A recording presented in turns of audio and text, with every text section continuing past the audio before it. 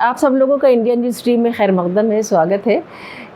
आज हम आसाम के चीफ मिनिस्टर हेमंत बिस्वा शर्मा के उस बयान के बारे में कुछ बात करेंगे जो उन्होंने अभी मुसलमानों की आबादी के बारे में दिया है। उनका कहना है कि मुसलमानों की आबादी काफ़ी तेज़ी से बढ़ रही है और इसको कम करने की ज़रूरत है और इस सिलसिले में कुछ ठोस कदम उठाने चाहिए। और उन्होंने टू चाइल्ड नॉर्म की भी बात की, यानी फैमिली को सिर्फ 2 बच्चों तक महदूद रखना चाहिए। उनके इस बयान पे काफ़ी लेदे मची और बहुत से लोगों ने अपने इस बारे में ख़यालात ज़ाहिर किए हैं।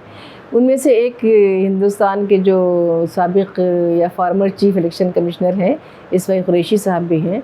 कुरैशी साहब ने हाल में एक अपनी किताब भी शाया की है जिसमें मुसलमानों की आबादी से मुताल्लिक़ जो बहुत से मिथ्स हैं उनको भी कुछ दूर करने की कोशिश की है।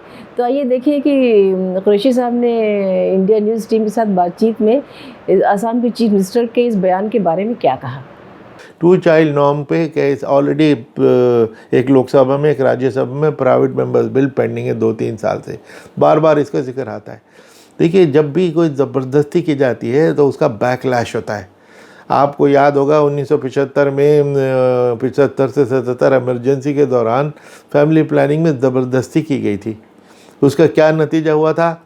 एक तो इंदिरा गांधी बुरी तरह इलेक्शन हारी थी और आज तक हम उससे रिकवर नहीं किए। आज तक फैमिली प्लानिंग की बात करने से एमपीज़ और एमएलए डरते हैं और इसका हमने एक एनालिसिस किया। एक भारत सरकार ने एक कमेटी बनाई थी मेरी अध्यक्षता में 5-6 साल पहले कि ये देखने के लिए कि पॉलिटिकल लीडर्स में फैमिली प्लानिंग की जागरूकता कितनी है। तो हमने ये देखा कि पार्लियामेंट क्वेश्चन 4 पार्लियामेंट्स 13वीं, 14वीं, 15वीं या 16वीं पार्लियामेंट में कितने पार्लियामेंट क्वेश्चन हज़ारों पूछे गए। उनका जब एनालिसिस किया तो 0.15% क्वेश्चन सिर्फ फैमिली प्लानिंग पे थे, सिर्फ 0.15%। यानी उसकी बात करने से घबराते डरते हैं, जो गलत बात है। पॉपुलेशन की बात करनी चाहिए, इम्पॉर्टेंट इशू है, लेकिन उसमें इस तरह की ज़बरदस्ती। अब असम चीफ मिनिस्टर की तो नीयत कैसी है, उन्होंने तो साफ, क्योंकि वो किसी मुस्लिम कैंप में वो गए थे, उसके बाद उन्होंने बल्कि मुसलमानों को एड्रेस किया कि भाई आप अगर परिवार नियोजन करोगे तो बड़े सुखी होगे। तो वो एडवाइस तो सबके लिए लागू है, जो भी परिवार नियोजन करेगा वो अच्छा होगा। जो उसको सिर्फ मुस्लिम को सिंगल आउट करना ये कोई समझदारी की बात नहीं, और इसके पीछे नियत कैसी है उसको देखने की बात है। अब जैसे आसाम में अगर ये करते हैं तो ये तो हो नहीं सकता कि भाई टू चाइल्ड नॉर्म सिर्फ मुसलमानों के लिए लागू किए जाएंगे, ऐसे तो हो ही नहीं सकता। वो तो फिर पूरी स्टेट पे लागू होंगे, हिंदुओं पे भी लागू होंगे। और अगर 3, 4, 5 बच्चे मुसलमान के होते हैं तो हिंदुओं के भी होते हैं, थोड़े एक बच्चे का डिफरेंस है, तो सब पे लागू होंगे और उसका जो बैकलैश होगा वो सबकी तरफ से होगा। सबसे ज़्यादा जो नुकसान है इसका औरतों पे होगा, क्योंकि इसकी जो इम्पैक्ट है कि जब 2 बच्चे जिसके हो गए, तीसरा बच्चा नहीं चाहता तो वो तो अपनी बीवियों को डिवोर्स करने लग जाएंगे। जो हुआ 1-2 स्टेट में टू चाइल्ड नॉर्म किए गए थे कि एमपी वो पंचायत का इलेक्शन नहीं लड़ सकता, तो लोगों ने अपनी औरतों को डिवोर्स करना शुरू कर दिया ना। ये तो कोई, इसका तो बहुत ख़तरनाक सोशल इम्पैक्ट हुआ। फीमेल फीटिसाइड बहुत बढ़ जाएगा, क्योंकि ऑलरेडी वैसे तो इलीगल है फीमेल फीटिसाइड, एनी फीटिसाइड, लेकिन सेक्स डिटरमिन करके कि अगर लड़की होने वाली है तो उसको पैदा ही ना होने दो, ये तो हम इस समस्या से आज तक जूझ रहे हैं। वो समस्या बिल्कुल सीक्रेटली स्लाइली बढ़ती चली जाएगी और वो सब अपने आप अबॉर्शन औरतें करने लग जाएंगी तो उनकी जान खतरे में पड़ जाएगी, या क्वैक्स के पास जाएंगी अबॉर्शन कराने। तो जो इन्फेंटिसाइड, इसमें फीमेल इन्फेंटिसाइड और फीटिसाइड, ये बढ़ने का बहुत ख़तरा है, इसको भी समझना चाहिए। इसलिए ये चीज़ें ऐसी नहीं है कि आप पॉलिटिकल और इलेक्टोरल बेनिफिट्स के लिए कुछ भी कह दें और उसको वो कामयाब हो जाए, ऐसा नहीं हो सकता।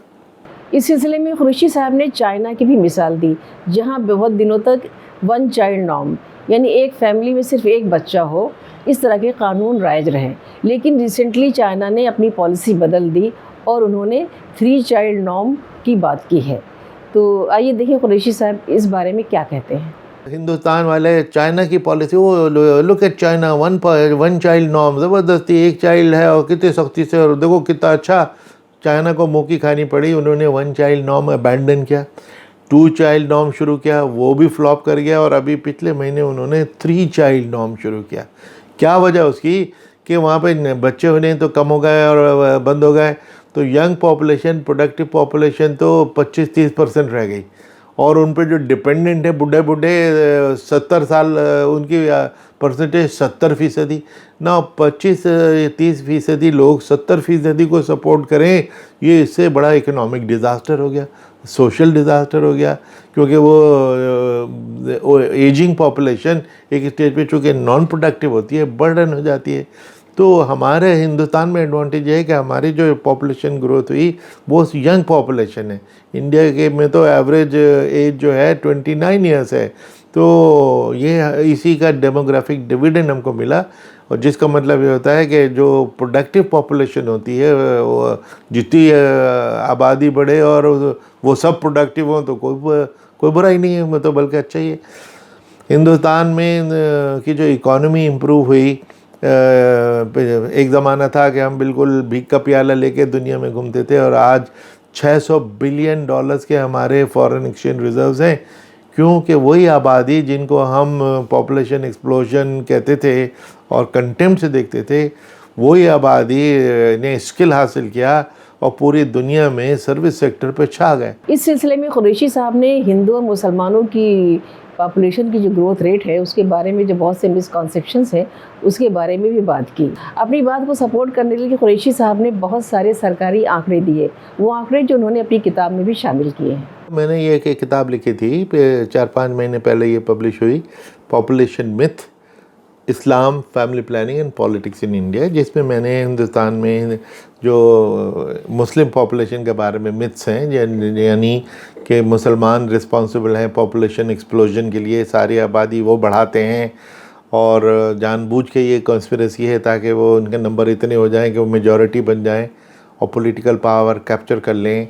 वो हर एक की 4-4 बीवियाँ होती हैं ताकि बच्चे ज़्यादा पैदा हो।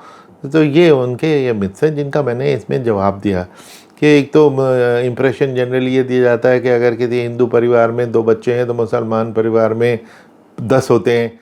ऐसा नहीं है। जो मैंने भारत सरकार की स्टैटिस्टिक्स यानी नेशनल फैमिली हेल्थ सर्वे के किसी भी वक्त हिंदू और मुसलमानों के बीच में एक बच्चे से ज़्यादा का फ़र्क नहीं था, 1.1 टू बी प्रिसाइज। कि वो एक अगर हिंदू बच्चे फैमिली में 2 हैं तो मुसलमान के 3, अगर हिंदू में 4 हैं तो मुसलमान के 5, एक का फ़र्क था। उसको ये बनाना कि बस वही जिम्मेदार है। और अगर हाईएस्ट बर्थ रेट मुसलमानों का है तो सेकंड हाईएस्ट बर्थ रेट हिंदुओं का है। 54% एक्सेप्टेंस है उनकी फैमिली प्लानिंग की, मुसलमानों की सिर्फ 45 है।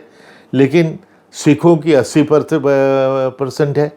उनको मान लेंगे सुपर पेट्रियट। सबसे अच्छा फैमिली प्लानिंग सिखों की है 80%, उसके मुकाबले में हिंदुओं की 55% है।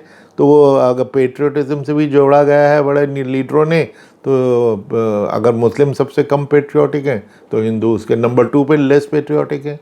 तो इसलिए इसको हिंदू मुस्लिम क्वेश्चन बनाना बिल्कुल गलत बात है। सही लिए हमने तो कोई कहीं नहीं मुझे ये टकराया कि किसी आलिम ने, उलमा ने, किसी ने ये कहा हो कि मुसलमानों को बच्चे इसलिए पैदा करने चाहिए ताकि उनकी गिनती बढ़ के वो कवर कैप्चर कर लें। ये ज़रूर कहा है कि इस्लाम फैमिली प्लानिंग के ख़िलाफ़ है, जो अपनी जगह मिथ है कि इस्लाम फैमिली प्लानिंग के ख़िलाफ़ है और मुसलमानों को इसलिए नहीं करनी चाहिए। उसके बावजूद मुसलमानों की फैमिली प्लानिंग इतनी तेज़ी से बढ़ रही है, हिंदुओं से ज़्यादा तेज़ी से, कि जो गैप 1.1% का था वो आधे % से कम रह गया, 0.48 रह गया वो गैप। और तेज़ी से वो गैप जिस रफ्तार से वो गैप घट रहा है, तो ये काबिल तारीफ़ चीज़ है।